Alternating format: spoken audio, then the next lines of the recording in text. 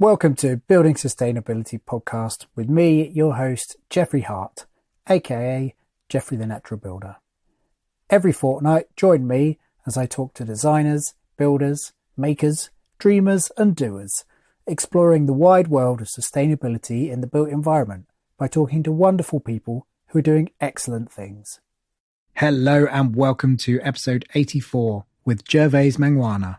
This episode is part 2 of our 3-part conversation, this time focusing on retrofit and ventilation. It might be worth going back and listening to episode 83 first. It's about how he got to where he is and his Enofit project and previous retrofit projects come up too.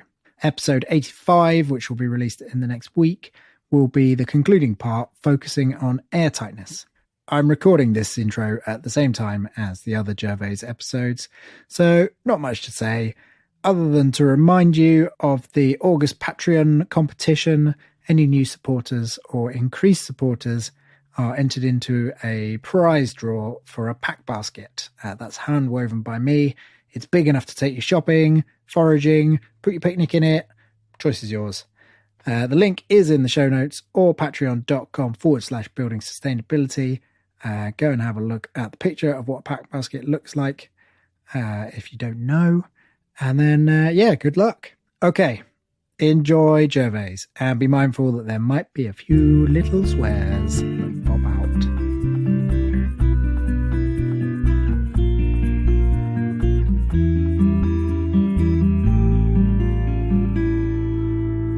Heat pumps for very small passive houses, tricky. We're still looking at air-to-air things, and it's a bit of a and yet heat pump is absolutely got to be the way to go. It really has got to be the way to go Because the carbon intensity of the grid is falling.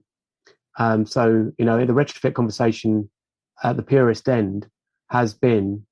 So like within the ACB, so this conversation is changing within the ACB, and there's kind of quite a lot of work at the moment going into sort of looking at a new guidance, I guess you could say. So the ACB sort of, certainly around the time I was involved or like engaging with it in a retrofit sense, was it probably informed me not getting a heat pump here. It was like, do your fabric first, do your fabric as much as you possibly can. We're not too sure about heat pumps yet, actually, because electricity bad, and now electricity not so bad, and all fossil fuels bad. So and electricity is definitely on a trend towards less bad, and fossil fuels is still fossil fuels. So now the kind of thinking is, well, actually the single easiest thing that you can do to reduce your carbon is to change to a heat pump. That's the biggest win straight off the bat. And so there's a conversation about, okay, how much should we be retrofitting in order to make that viable? Because there's a couple of other things around that. Is like very deep retrofit, like I've done here, is very expensive, very, very expensive. And I wouldn't recommend Enofit, and I frequently don't recommend Enofit to my clients. That's fascinating. Yeah. I mean, I wouldn't say that I like quite a lot of my clients obviously come to me because they know that I've done an Enofit. And they're attracted to it in the same way that I was. And the great thing about Enofit is that and the attraction of it to me was, you know what you're getting. You've worked to a standard. Yeah. And obviously you can make yourself another arbitrary set of targets. For Enofit, it's 25 kilowatt hours square meter space heat demand. And an air tightness of 1, brilliant. You know where you are, but you also know that somebody's thought about that quite a lot. So whereas if you make another one up for yourself, you're kind of, it is a bit arbitrary and perhaps a bit harder to keep to as well, because, it is quite hard to keep to targets. But if you're trying to get a certified Enofit, then you damn well need to make sure that you've done it right. And that really helps you with that as well. And that I think that's one of the major selling points of passive house certification. And the ACB retrofit standard, which is sort of double both of those, 50 kilowatt hours and air tightness of 2, is a great backstop, and it still uses PHPP. And so I kind of push people down that route a little bit more. And so sort of in terms of you're doing less insulation and less cost, sort of meeting somewhere in the middle to get the heat pumped. So if you're talking purely about decarbonisation and yes, I haven't said that very well. Maybe you can explain. Yeah, it well, better. it's purely thinking about decarbonisation, really. Yeah. I think because, and this is the difficulty, is because of the price of electricity. Unless you do a fair bit, and it's different for different houses. This is the problem, and we're trying to sort of do that, trying to kind of box it into the sort of some types, if you will. Yeah. It's going to end up costing people more to run their homes than it does now. Yeah. And that is not a great sell in the current climate. In the current climate, more so than ever, Yeah. Which from my point of view is because I'm giving this narrative as the kind of group message a little bit, because I'm kind of loosely involved in this debate and some modeling work that's going on and some conversations about it. I'm doing some stuff with that with Andy Simmons, and Alan Clark's been involved, and Tim Martell, and there's lots of email threads going on around it. We've looked at a few different options, and one of the sort of initial ideas was, well, okay, let's get the air tightness done, because that's a big win. And then not worry so much about the much more difficult and more expensive and carbon burp. Called carbon burp. So that's one of the big things about retrofit is, like, if you're going to do deep retrofit, there's inevitably a big carbon cost right now, this minute. Materials, transport, all of that stuff has got to go in now. So how much are we paying in carbon now to save carbon, and can we afford to do that? That is definitely a question that needs to be had. And I'd sort of argue that Enefit, unless done with that in mind, is quite possibly a bit too much. Yeah. And also because the nearer that you get to those, the more that you're having to shave off, the more that you're having to put on to do that. There's that diminishing returns of insulation depth. Yeah. And so that's more material for less win, as you get toward there. So there's always that argument of, like, you have to put in 80% more for the last 20% or something, which seems unbelievable, but it's probably true. Yeah. So yeah, I think I definitely, the cost is a big thing. So most of the clients that I have would love to do an Enefit, but realistically their budget doesn't stretch to it, especially as often they quite often want to do an extension and have some other things as well. Yes, the whole remodel. Yeah, exactly. So I really did this as an exercise in, well, we knew it was our forever home. We knew we were going to be here for 20 years. So is that forever? That's forever enough. Forever enough. Yeah. Well, I'm 53 now, so you don't know what's coming, do you? Yeah, that's true. No, I'm not 53. I'm 52. Just make myself older. I've got a question for you, and I think you sort of answered it earlier. But did you ever look at upfront carbon and at what point the payback will happen of your house? No, I haven't done it. No, I should. I mean, that's always the interesting thing, isn't it? That certainly in terms of XPS or wood fiber or EPS, fiber, it's the upfront carbon comparisons. Yeah, sure.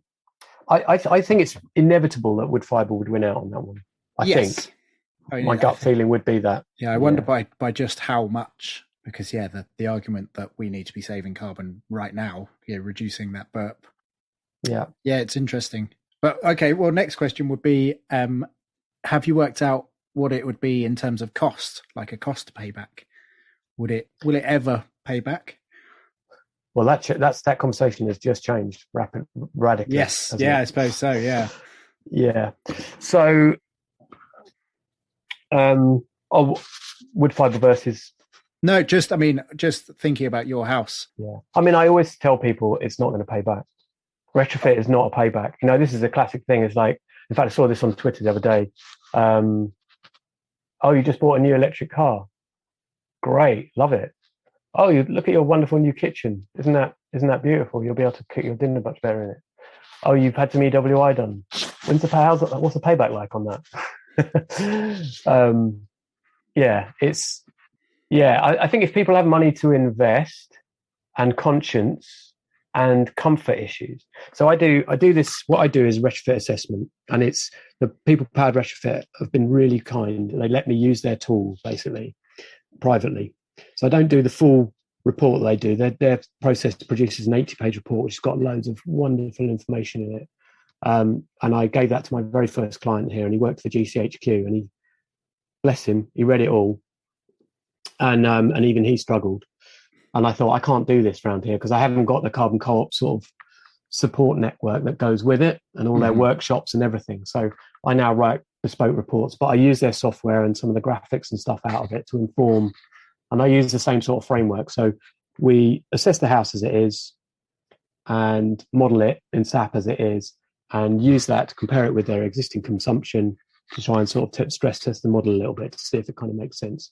The way they heat their house, how long they heat their house, and to what temperature, if you can know that. And that's a whole podcast in itself, let me tell you. Really fascinating. And then we suggest 3 scenarios.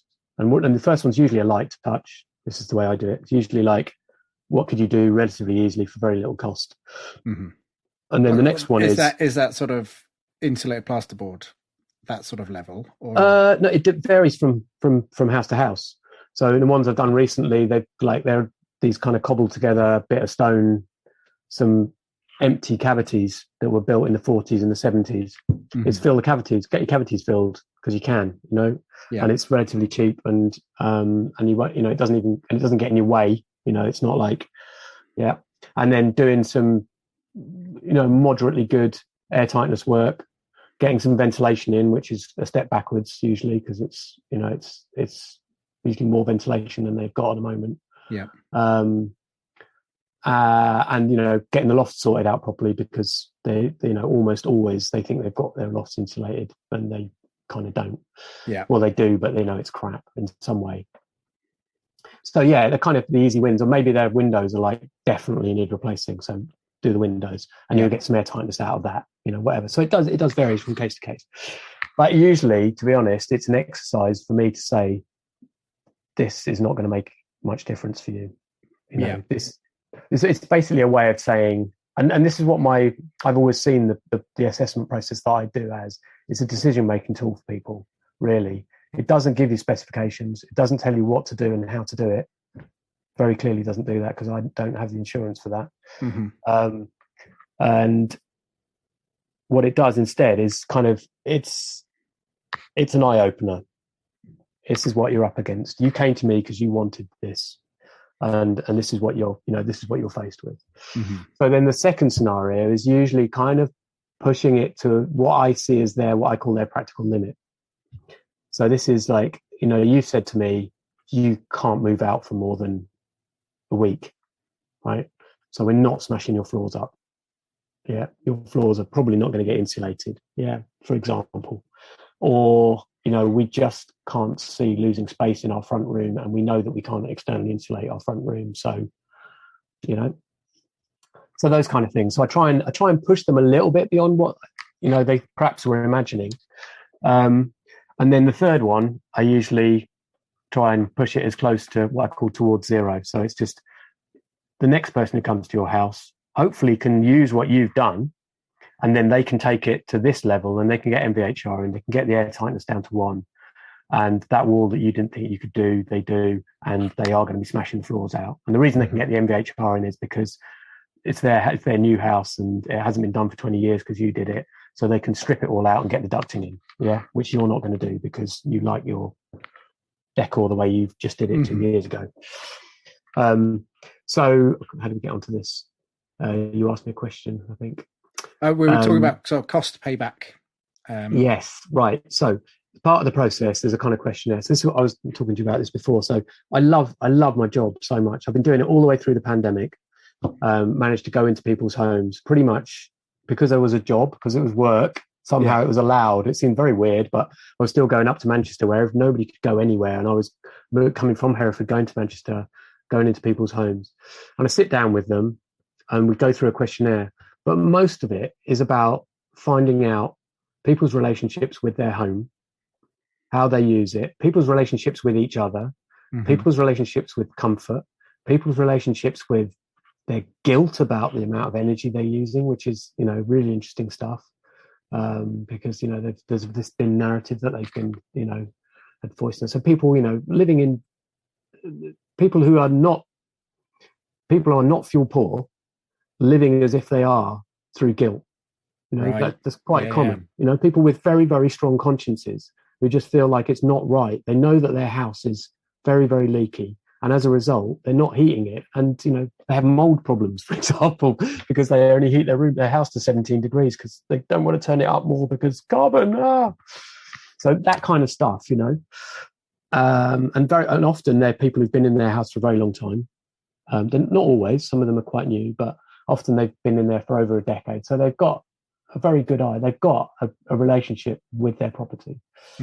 And then, so we go through this questionnaire, and one of the questions in that is, this comes out of the PPR stuff, is people-powered retrofit, is what are the drivers for retrofit?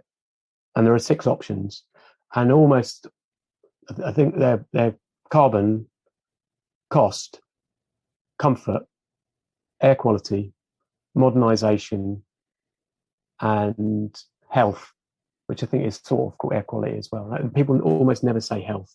Sometimes people say air quality. Often people do have modernisation wishes, but very often they don't. In fact, probably more often than not, they don't. So almost always now, people have the same 3 drivers, and that is cost, running costs, comfort, and carbon. And so you always have to, on the cost thing, you always have to say, well, it's going to cost you more than you're going to get back to save the running costs. And people are interested in that because they see their lump sum as different from their, not everybody. Day to day, yeah. Yeah, but people, especially because quite a lot of these people are in later life, and they've got a bit of money tucked away, and they're now like, what should I really do with it? And they're starting to think, whatever it was that they previously did with it, maybe expensive long haul holidays or whatever has no longer become possible. So that whole narrative changed down. I mean, my work just exploded after the first lockdown. Literally, I couldn't cope for a while. I think there'd been a huge XR thing in that January, massive January 2020. So people kind of almost went into lockdown with this kind of XR kind of exposure. And then they sat and looked at their houses. And then they were sat in their houses. Yeah, exactly. So they came out the other side like, actually, I really need to do something about this. And although I don't have any time for marketing, you were talking about marketing. I started the process of building a website, like 6 years ago, but I started more in earnest, and I've got somebody to help me last November, and I still haven't got it. But it does crop up that I could do with it because people want to see something, but I don't need it. I don't need it.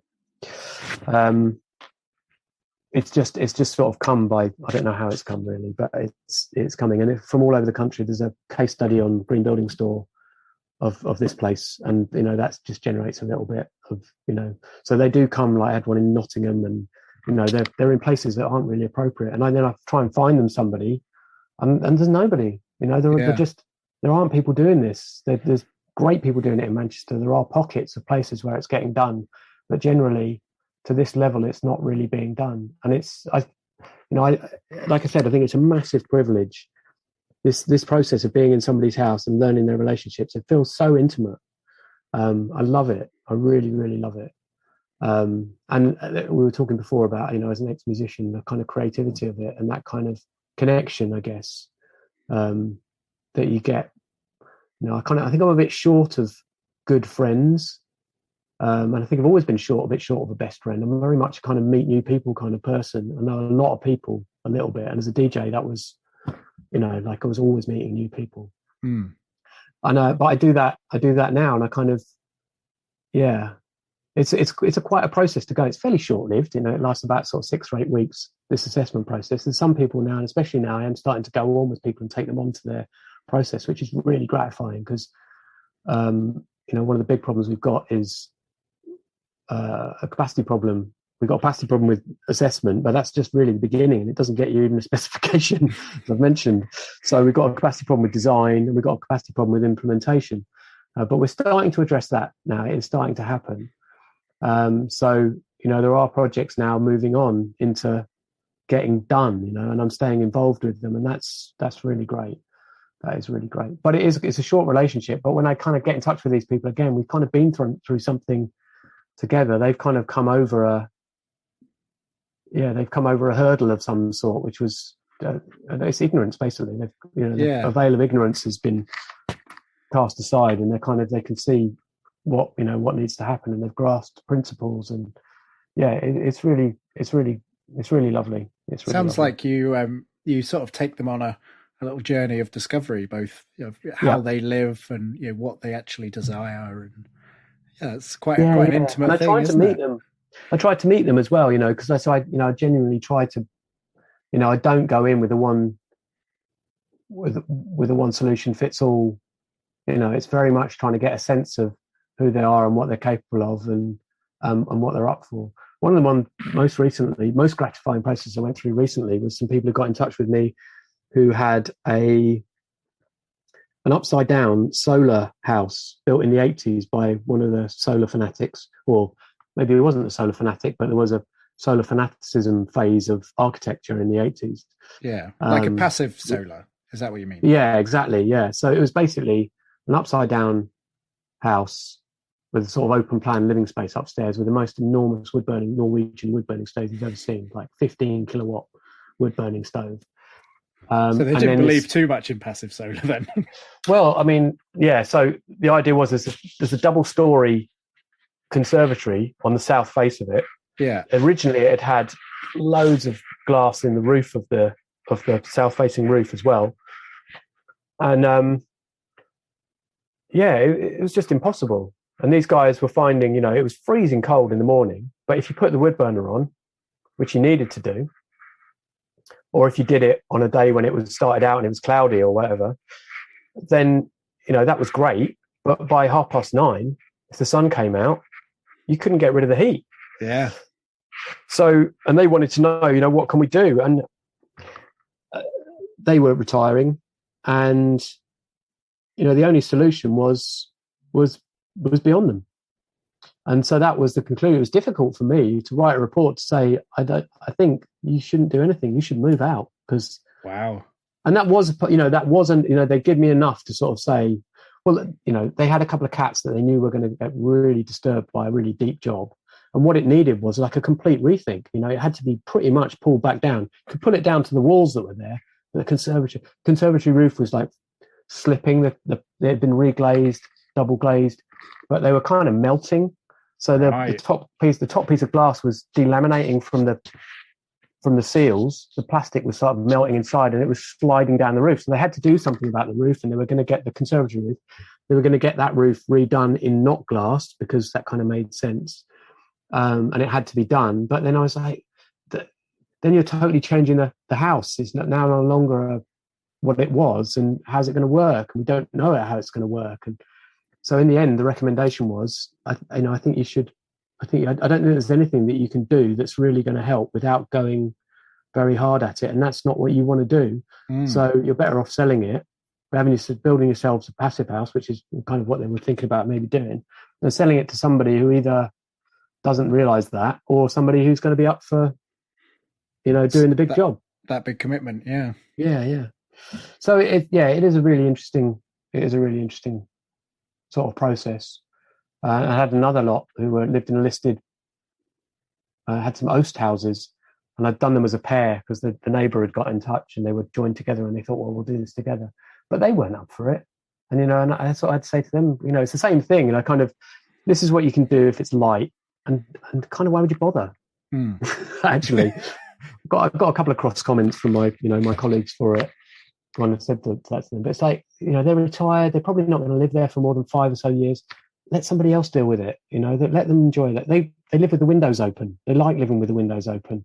I'm not going to tell them to not live with the windows open for the next 5 years, because that's how they want to ventilate. If they do all the stuff that they need to do, they're going to have to totally change the way they live, and they don't really want to. Yeah. and they're not going to be there that long. And it's, how many listed buildings have we got, really? Let's focus on the stuff that we really need to focus on. Yeah. There's a lot of that narrative going on. So something I've noticed in my house, I'm triple glazed, airtight mostly. And a mate of mine phoned me up, and he was in his van. In fact, it was Jamie who worked on your floor. Okay. He phoned me up. He was in his van. He was doing a course, and he was like camping in his van. And I could hear the bird song, and it was sort of deafening all around him. And he went, "Is there a bird song where you are?" And I was lying in bed at that point. It was like first thing in the morning. And I went, "Oh, I don't know." And I opened the window and went, "Oh yeah, there is." And at that moment, it hit me like, "Oh, I've shut myself off from this thing that I adore." And I know you're a nature lover. Yeah. Like, how do you feel about that? Well, I open the windows a crack. I mean, it's got to the time of year now where I will open the windows at night anyway. Mm-hmm.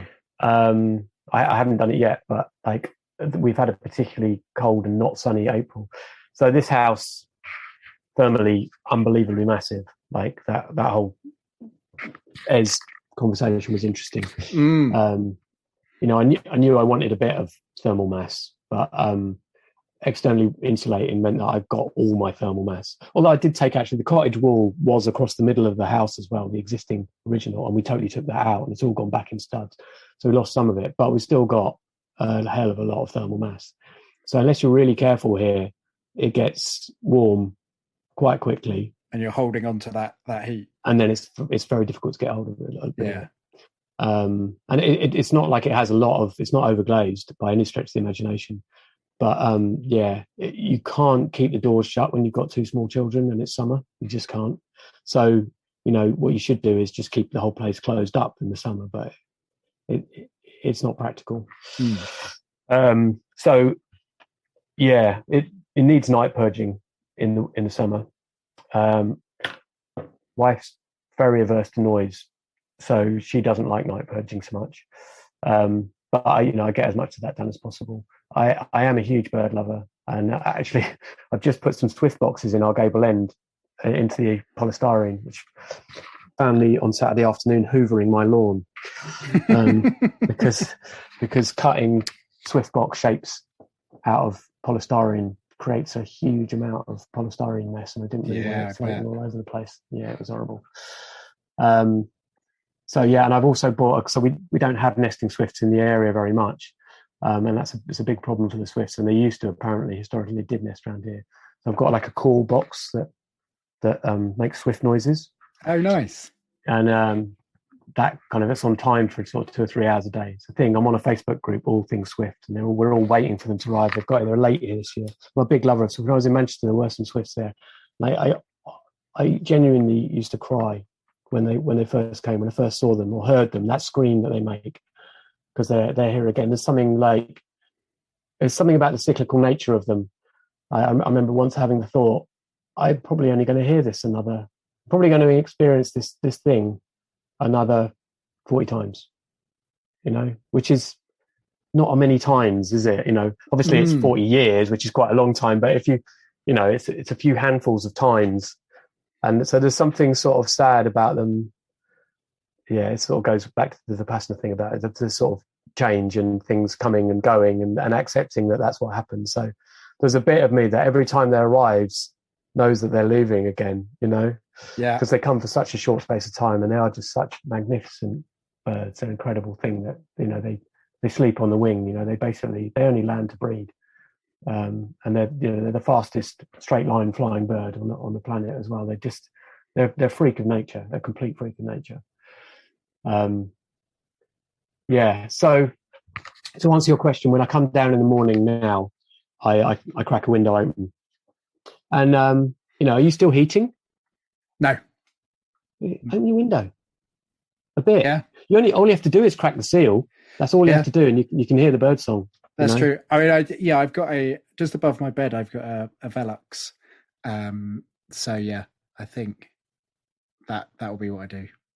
Yeah, I actually did spend some time thinking about how it would be possible to to do it. I don't think it's really possible. Unless you mic up outside and pump it Yeah, in. and that's wrong, isn't it? That's just wrong. I wanted to hear the bird song, so yeah, no, that's you might as well just have a recording of it on, and an air freshener with forest smell. Because that's the thing you don't lose with MVHR. We know what our neighbours are cooking. Sometimes, and being in a rural area, like when they spread the fields, yes, you definitely know about it. Yeah. But yeah, you don't get the sound in, and it is sad. It is sad. But yeah, that's what I do. Sometimes you've just got to sacrifice. It's that purist thing. It's like, yeah, how bad is this? And I'm constantly shutting the door. It drives my wife mad because she wants to be able to. The kids are outside, and I don't do it even deliberately. It's not like, oh, harumph, close the door. It's just force a habit, Yeah. And she's like, I want to be able to hear what they're doing. I want to stay in touch with them. I want to stay connected with them. I'm in here cooking. I want to hear them outside. I mean, it's partly because that one of them will pull the other one's arms and legs off if you're not listening.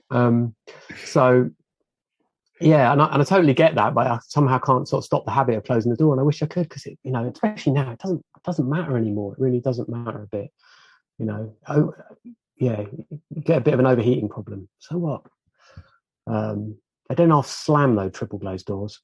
They're so heavy. So heavy. Well, the kids like pushing them too. They're only little, but they kind of have to push them hard because they're little, and then wow. Well, good. I'm glad that happens in your nice, solid house as well. Yeah, solid walls, and you still I've got get timber that frame, and it's but the whole thing rocks. It does indeed, yeah. Yeah. I did want to know, what your favourite bit of your house is, by the way. We'll be back after a quick break. Hey there, I'm Mick from the Mick and Pat Show. That's right, and I'm Pat. Looking for a podcast that's like catching up with old friends? Well, you're in luck. We're here to bring you weekly doses of lifestyle commentary, discuss culture and politics, and top it off with the occasional beer and film reviews. But it's not just about us, we're a community. Our listeners are our kin, and we let you all have a say in what we discuss. So saddle up and join the conversation at the Mick and Pat Show. You can check out our website or find us wherever you get your podcasts.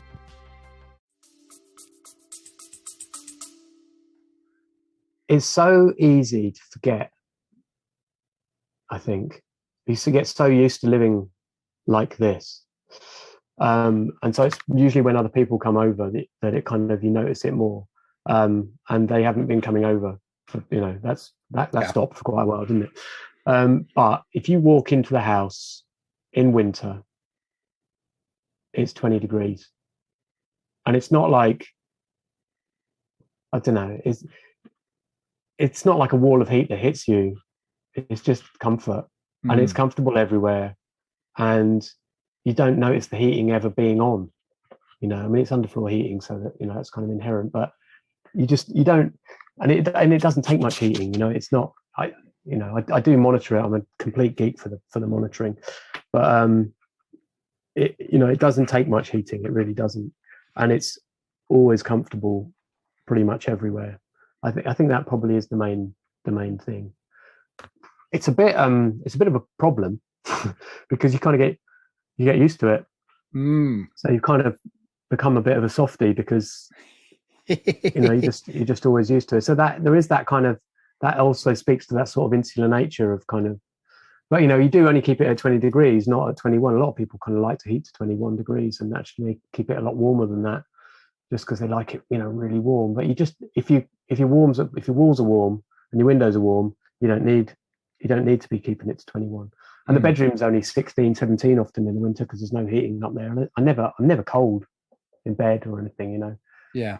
So the comfort is good. The MVHR, again, I love it. I love the MVHR because it just gets on with it. Having said that, I did just have a failure on it. I think it started making a horrendous noise. It did it very early on, and they sent me out new fans for it. And then the noise went away. So I just put them in a cupboard and thought that would be great when they fail, because I expect those are really expensive. And then it started making loads of noise quite recently. And when I got inside it, the extract fan was just full of fur and gunk, and the bearings had gone, and it had clearly been full of water at some point.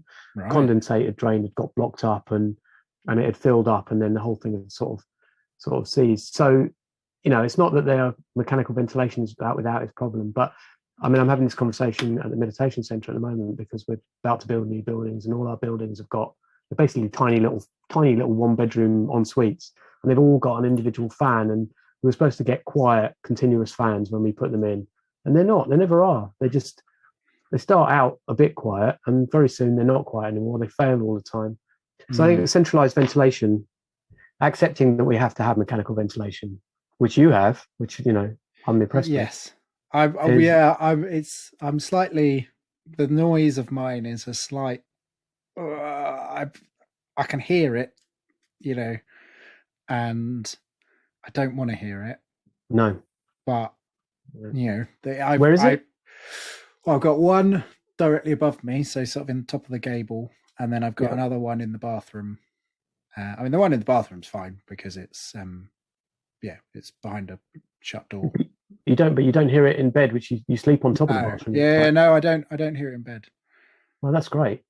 But you hear it sort of sitting while you're working, and sat on the sofa. It's if I haven't got any background noise, I can hear it, and because it's one that changes direction, there's a sort of change in pitch as it it stops the fan. Have you got one of those with the ceramic? Going. Yes. Yeah. Have you? Interesting. We were just Andy just sent out a thread about those because Alan. How much were they? Just out of interest. They were just less. I think they're about 850 for two. Oh right. Okay. Yeah. But you need one in every room. Well, I spoke to Green Gauge and to Hannah. Is it? Yep. And she said that I could maybe get away with just one, but two would be better because I've got kitchen and bathroom. The actual square meterage is small, but because there's a potential for lots of moisture from the kitchen. Yeah. So yes. And I went for the Blauberg. I forgot what their range is called. That's interesting. Yeah, we were having. Alan had tried to get hold of some a while ago, actually, probably when they were kind of first mooted, to try and test them, but he thought that they basically turned out to be too expensive for him to be like playing games with. Yeah. But yeah, so they kind of got a ceramic bit in them that kind of gets heated up going out, and then exactly, big lump of ceramic with loads of little holes in it. Yeah. And I'd love to know. Obviously, there's all the ratings that they're given, but as Ez pointed out, they're not like Passive House certified or anything like that. So there's some doubts about their efficiency. Yeah. But then Ez said that there's there is a Passive House certified one, which I've forgotten what it's called now. New Air or something like that. That I remember looking for when I was speccing it, but I couldn't find anyone to sell me one. So problem. Yeah, that's a bit of a barrier. It is, isn't it? It's a very big barrier, actually. Yeah. And do you commission? Is it commissioned at a set rate? I can change. I can alter it, and it's got a boost. It's got a humidity sensor in it that will boost. Yeah. And various scheduling things and whatnot. So I would turn it down. The one that bothers you, turn it down until you start to get a problem. Right. This was why I was asking on Twitter the other week about air monitors. Because I was thinking, how far can I push it before I actually start to create unhealthy living environment? Did I answer that thread? You did, yes. Yeah. I got so many answers of so many different options. It was slightly overwhelming, but so I've right. Okay. Did you do anything about it? I haven't yet. It's on the list. Right. So finish the house. Is sure. Priority. So I mean, presumably what you're worried about there is you're just worried about the CO2 because the humidity you'll sort of find out about anyway. Yeah. Presumably you've got a carbon monoxide monitor anyway because you've got a burning stove anyway. Data logging is the nicest way of doing it, but it tends to be very expensive. I mean, I'd love that because I'm a total stats geek. So I'll lend you my CO2 monitor for a bit, mate. Oh yeah? Yeah, for sure. Oh yeah, wow! I've got 3, so yeah, you can have one of mine for a while. Oh, that'd be brilliant. And I just need to know, in what situations is it an issue? Yeah. So you can, I'll send you. I've got one that's got a screen on it, so you can actually see what it is. And you don't need software to get the data out of it as well. It goes into a spreadsheet.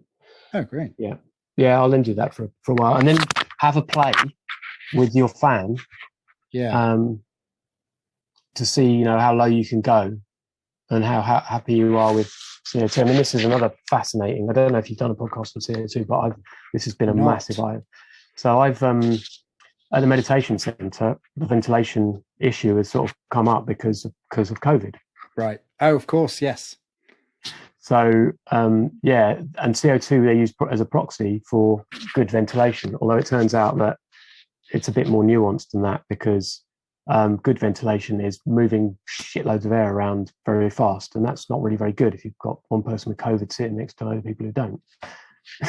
So it's a bit of a balance. That said, if you've got really bad ventilation when your CO2 is really high, then that means that everybody's sitting in a soup of whatever, of everybody else's air. Yeah. So that's kind of the other extreme. And in fact, one of the guys from Green Gauge did a really good webinar on this. So I started monitoring. In fact, I was monitoring CO2 there a while ago. I think have you been to meditation center here? Yes. Yeah. So where did you room? Ooh. Remember? It was you had to walk along like what looked like converted stables. Yeah. And then it was one on the far as you sort of walked past the Okay, so that's the farmhouse. That's the original house that was there, what they call Red House. Apparently there used to be great parties there. One of my neighbours used to go parties there when it was a riding school. Good for girls, it was, apparently. But yeah, that's the house. And I did some monitoring in there a long time ago, actually, because were we getting mold problems in there? So I think we were getting mold problems in there. And, they've got fire doors on them, and there's 3 people sleeping in one room, and the windows weren't open because it was the middle of winter. So I did some monitoring, and sure enough, the CO2 was getting well up over 2,000 in the night. And what's the consequences like?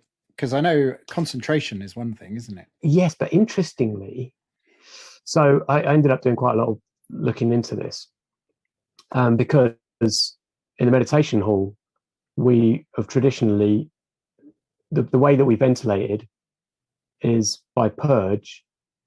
So we had passive ventilation. The deeper hall's got passive ventilation in it.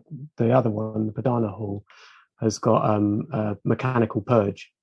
So you shut it down, and in between each sit, some of these massive fans come on, and everybody has to get out because the noise is so bad. It's daft. It's completely daft. But at deeper, it was designed with a passive system, passive vent, these huge wind catchers on the roof. There's 3 of them. And they're supposed to let air in and let air out under almost all conditions. But what happened quite quickly was that, especially in winter, they just dump cold air down quite fast, particularly onto the teacher, particularly apparently onto the female teacher. Right. So it was just a real comfort issue for some people. So very quickly, that wasn't what was ever done. They were always shut, especially in winter, during group sittings and for long periods of time. And then between the sittings, 15 minutes, they get opened up and the doors get opened. And that's how we did it. But in the evening, 128 people are sitting in there for an hour for the group sitting. They go out for 10 minutes. They come back in, sit for an hour and 20 minutes of discourse, go out for 5 minutes, come back in and sit in for 20 minutes for the end of the thing. So for kind of 3 hours, there wasn't like a decent purge period. Breakfast, you get an hour, lunch, you get an hour and a half, and they could get properly purged. And I never monitored it at that time, but I now, having monitored it more with it pretty well ventilated, I suspect that in the evening, people were sitting in several thousand ppm carbon dioxide. Wow. Is there a level of safeness? Is that the safe level? The safe levels are higher than that.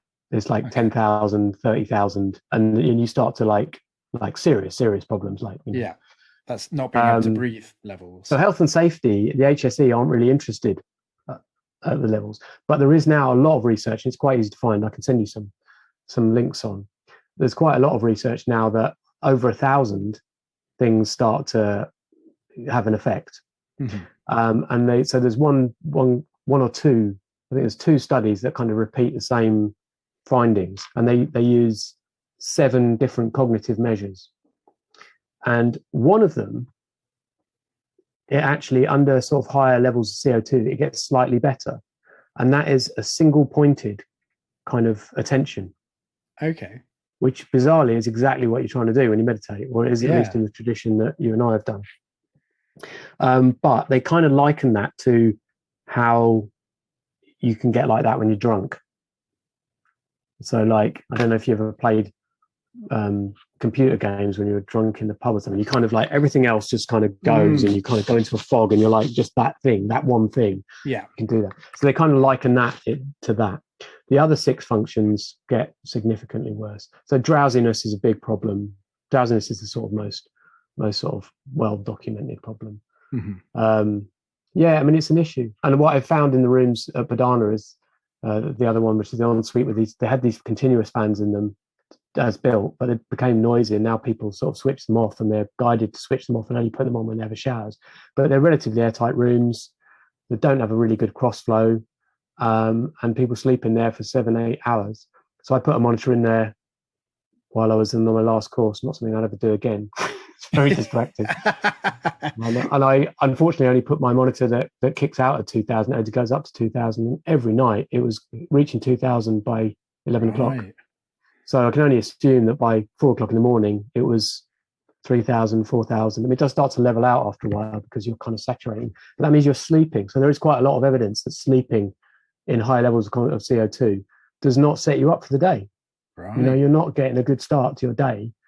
It affects your ongoing cognitive function for the day ahead. So, and this is a big problem across the country, and not in so much in the older buildings with very poor airtightness, but in buildings which are slightly better, conventionally built, let's say airtightness is of sort of 5, 6, whatever, with intermittent ventilation, perhaps with trickle vents in windows, often which have been closed and probably weren't adequate anyway. Many people are probably sleeping in high levels of CO2 kind of regularly. So it could be a podcast in itself, because I think it's a very interesting subject, and I'm really trying. It's really difficult to try and change people's minds about this, because you don't notice. I think I notice in those rooms. I think I never wake up sharp. I always wake up groggy, but it's not like really defined. I'm not waking up nauseous. I'm not waking up. Do you know what I mean? So for most people, they're like, "What's the problem?" They don't want to pay for a whole building ventilation. They're suspicious of it, and I just feel like I'm trying to use another way of convincing them of some balmy, low energy kind of. Yeah. But for me, it's like, I've done the monitoring. I don't like opening my window. A lot of people, they love opening. Just open your window. I don't like opening my window. I like my comfort in the night, and I'm not big on opening my window. I like kind of that sort of secluded thing. I would have the fan on, but the fans they're just too noisy. It's unbearable. I remember being in there in the early days. The fans were on, and I knew we weren't supposed to turn them off. I remember sitting a 20-day course there, and the noise of the fan sort of you're not speaking to anybody or talking to anybody for 20 days, so you kind of do get down some rabbit holes. The kind of noise of the fan kind of transformed into the sound of like a vast, distant Welsh choir repeating the final phrase of some vast orchestral piece over and over again, like the last cadence, they call them, like the last ending bit, just over and over again. If you can't get to sleep, that is not what you need. So no, the fans go off now. The fans are off, So I think next time I sit a course there, I'll have the window open, much as I want to have the heating on, but the radiator is right next to the window. You don't want to have the window open. It's totally counterintuitive. Built these nice low energy buildings. And this is the conundrum of low energy buildings: build tight, ventilate right. We are reliant on good quality, quiet continuous ventilation. It's a must, and it's an unfortunate must, but it's a must.